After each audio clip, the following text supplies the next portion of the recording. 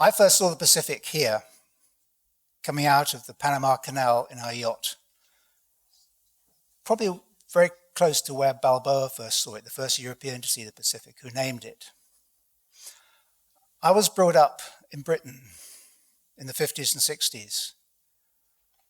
And I was brought up in the belief that Britain and Europe was the center, the pinnacle of world civilization. That the rest of the world outside of Europe were primitives. And that this worldview that I was imbued with in my upbringing was a worldview that gave us a privileged position in the center of the world. Humans had this right of dominion over the planet and the animals on it.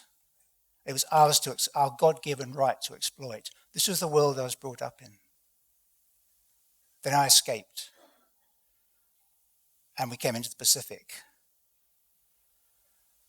I'd never been taught anything about the history here, apart from that guy Cook who discovered the whole of it mostly.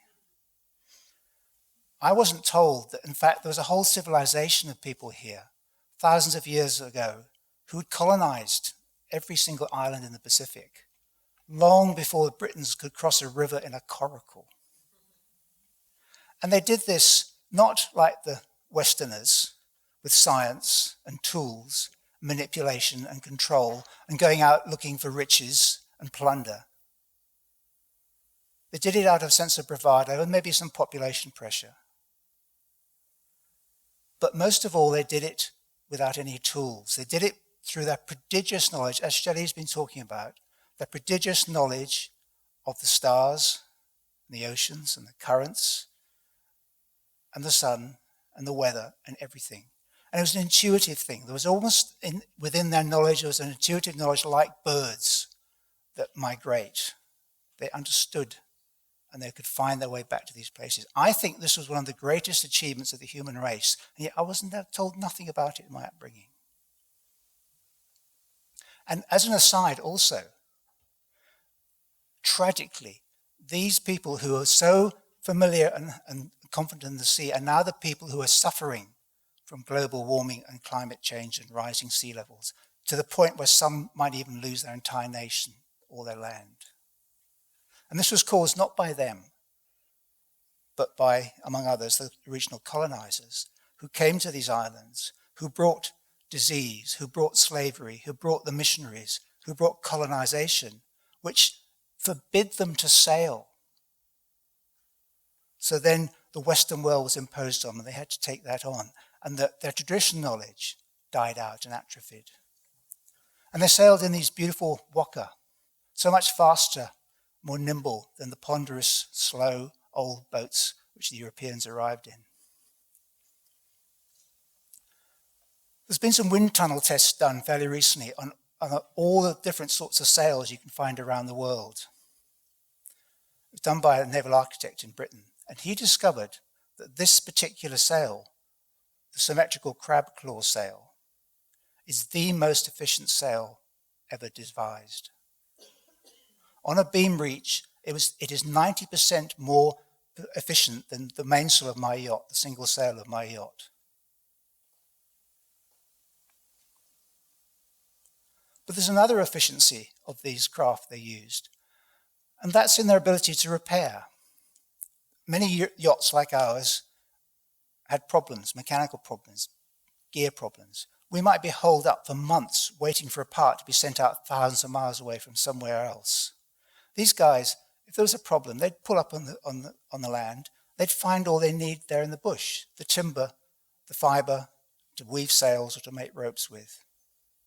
So which is more efficient? I'm not saying which is more efficient, which is more ecological, more environmental. Everything about these craft that they built would just rot and go back into the land. There was no pollution, there was no problems with it. As we sailed across the Pacific, I learned to weave. I love to make things. It's just I can't stop. I need to do these kind of things. So what else can you do when you're sitting on an atoll but weave coconut leaves into hats and baskets? And I love weaving, and that's become part of my vocabulary. It's the foundational vocabulary of the lights that we now make in Whakatu and sell all around the world. This sort of patterns of weaving. So it's been with me ever since.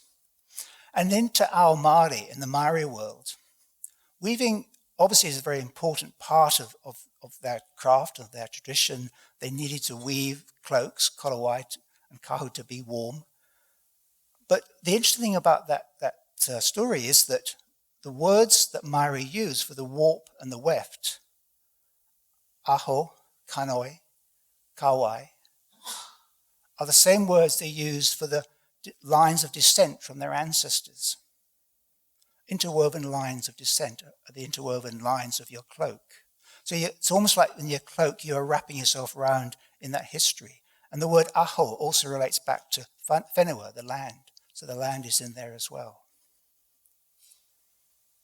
So it's a metaphorical weaving as well as a literal weaving. Now today I do my windsurfing, my sailing as a windsurfer like this. It's very fast, it's very exciting, and I love it. But it uses synthetic materials, plastics, resins, styrofoam. So I got thinking, if that crab claw sail is 90% more efficient than a single traditional Western yacht sail, why don't I make a windsurf sail like that? Because most of windsurfing sailing is done on a beam reach, pretty much there and back. So I did, and we built this one. And I did it with a friend in Maui who's a sail maker, a sail designer. And this was the first trial, the first time we tested it. And remarkably, it worked quite well. It's not quite that crab claw sail because we were using windsurfer masts which are too stiff to bend into that curve. But it worked in principle. And if you're a windsurfer, you might have noticed something quite interesting about that, was that he just jibed. Now, when you jibe a windsurfer, normally you've got to let the sail go from one side and grab it from the other. And it's quite a difficult maneuver, and very easy to lose your balance because you've got no sail to hold on to. All he had to do was do that. You don't let anything go, you just shift the sail over from one side to the other. But the board wasn't right. I needed a different board. So I went and designed one and made one. And I made it in plywood rather than styrofoam. There's still a bit of epoxy resin, but I'm getting a little bit better with the materials. But at the back of my mind, I was thinking, well, I can surely take this much further. I'd like to make one exactly like traditional craft used to be. And so I came up with this concept, this idea of to make a windsurf sail like this. And I thought, well, initially I'm going to try out the process, understand the materials, what I can do as an artwork, as an experiment. And if it works, then I can go on and try and do it as a practical thing. I wanted to make the board out of reeds and rushes, like there were some fantastic boats in Peru. But unfortunately, I couldn't find any suitable reeds. So I decided to make the sail, make the board out of wood and weave the sail out of pandanus. The sail is based on this symmetrical crab claw sail. This is from Taumako. There's one small island in the eastern end of the Solomon Islands, which is, although Solomon Islands is Melanesia, this particular island is one of the few Polynesian outliers, probably reverse migration of Polynesians coming back, going westward. And so there is a revival of this type of craft in Taumako, and there's a continuous line of making them and also of navigating in the island that is actually unbroken. It's about the only place in the Pacific where that tradition still lasts. So these are the boards I wanted to use for the reeds I wanted to use for the boards, but I couldn't find anything suitable. So I decided to make a board out of wood. In some of the Pacific Islands where they don't have a supply of timber, they rely on driftwood that gets washed up on the beach, small pieces often, and they fit them together into a sort of patchwork of planks which they lash together with coconut fiber to make the hull, like this one from the Tuamotus. So I thought, okay, I'll make a board like that. We've got, in the workshop, we've got a bin over in the corner, which we call David's useful shorts, the bits of wood which are too nice to throw away but not big enough to use generally. And in this box, I found some lovely bits of hardwood, which I used to make the board. And this is the board in the process of being made. Sails were traditionally woven by women and stitched together by men, as this one in Taumako. The women would make 1 meter long strips of woven pandanus, and the weaving's on the diagonal, on the bias like this, so then you can bend those panels into the curve of the sail. Then the men would lay these panels out, peg them out onto the ground, and stitch them together into the sail. After that, they were lashed to the booms. Each of those booms is made of two parts. The base part is quite a stiff wood, which takes the strength of the sail. The tip is a different species, which is much more flexible, which allows the sail to respond to the wind. We don't have pandanus in New Zealand, but we do have kirkia. We've got a batch up north from here, and just out the back of the batch is a forest where there's some kirkia growing. And I can't tell you how satisfying it is to go out into the bush, to find the materials you need for a job, and take them back and work with them straight away. And because I was taking not the leaders of all those vines, just the lower down leaves, I didn't kill any vines, and so it's a totally replenishable supply. That's the easy part. Then the preparation is a long, slow process. First of all, you have to cut them to length. Then you have to strip them into two pieces, taking out the midrib. And to do this, we use a needle and just run it along the length of the leaf. Then hapene, soften the leaves. So you pull them through over the back of a knife or a knife handle. Then they're boiled. Then they're laid out in the sun to dry. Now, I was taught this by Annie Maguire of Kohopatiki Marae, who very generously told me how to do this and showed me. Without her, I certainly wouldn't have been able to have done this project. She did most of the weaving on the sail, but I did help and I did learn along the way as well. Craft skills are easily explained, but very hard to learn.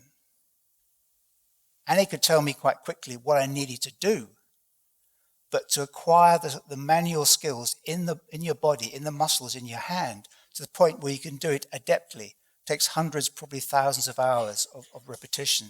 There is no shortcut to craft. You have to just put in the hours and learn it.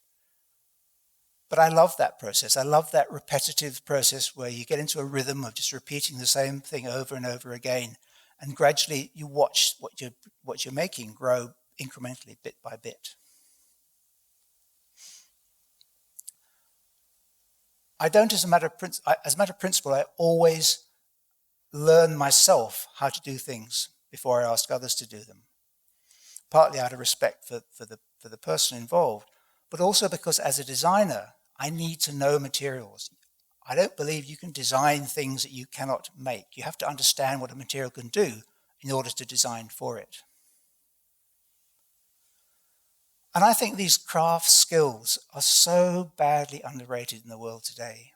I was in Cambodia earlier this year, and I was taught by some of these Cambodian craftspeople how to weave rattan and bamboo.